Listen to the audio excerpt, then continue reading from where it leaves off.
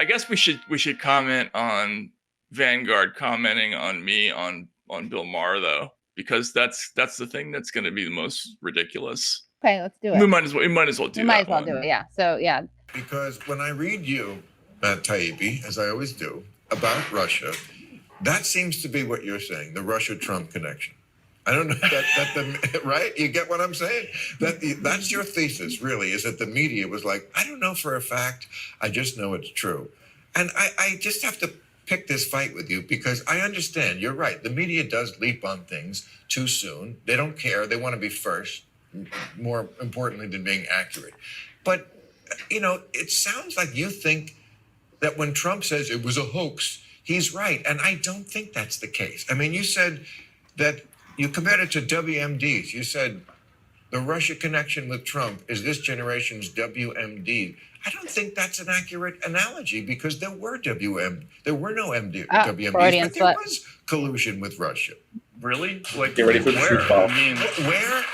The Senate Intelligence Committee. This is run by Republicans who are, if anything, slavish to Trump. Theoretically, they talked about $100,000 that was spent by that company. Right, Facebook's free. But they never established a connection between that company and the government.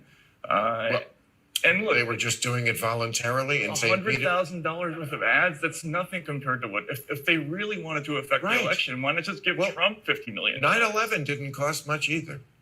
Okay, you know, so I had no answer for that. Like that was so, you know, I think that random. Yeah, 9/11 didn't cost much. What?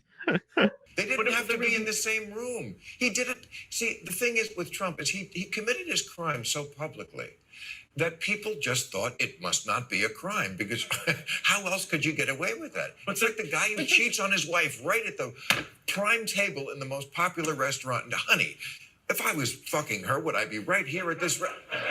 Okay, I'm pretty sure if Trump had that publicly and obviously committed these alleged crimes, pretty sure Bob Mueller would have come up with something other than diddly fucking squat at the moment of truth when everyone was waiting for him to, you know, release the Kraken, so to speak. And he came up 100% short, embarrassed all these fucking people like Bill Maher and Cenk Uygur that had been beating this Russiagate drum. And of course, that's not to say that, you know, Russia didn't want Trump to win or that there weren't some, you know, ad dollars spent on Facebook to create some divisive memes. Yes, that stuff happened, but that stuff is much more minuscule on a scale, at least, you know, when you compare it to the election interference that the U.S. does around the country or around the world, rather.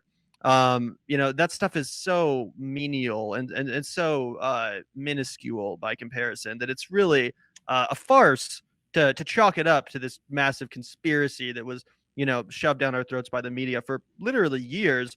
They really did have people believing that our democracy had been infiltrated. Like, guys, it's comical, right?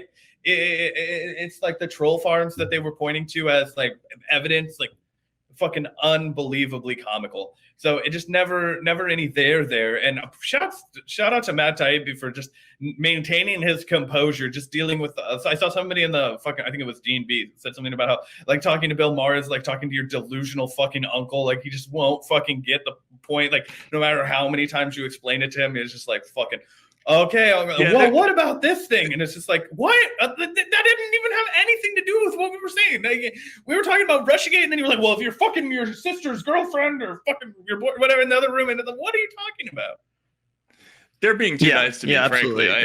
I you know, I screwed up that question. To be honest, I was expecting that question because they do brief you, they pre-interview for the show. And I was expecting a little bit of a different question there, and by the time I registered they rat fucked you. Well, not really. They just kind of. I thought it was going to be something else, and so when it went down that road, look, there were answers to the things that Bill was saying, and I didn't have them at the, you know, in the front of my mind at the time. They're also, unfortunately, difficult. Things to answer because they're complicated. So, you know, that Senate intelligence report that he cited is this huge report that really rests almost entirely on a conclusion that they make that they don't explain, that this one guy, Konstantin Kilimnik, was a Russian intelligence agent, and that that the linchpin of the conspiracy was that he was delivering what they called sensitive polling data to the Russian foreign services. And so I talked to Konstantin this week. I've got some stuff coming out about that. Aaron's done some work. Our friend of show, Aaron Mate, has done some work on this. Just a quick preview of how absurd this whole thing is. Konstantin Kilimnik, who is allegedly the central figure in this entire conspiracy. Think about this, right? Like, this is the person upon whom the Senate Intelligence Committee, massive report like this thick, their whole theory rests on him.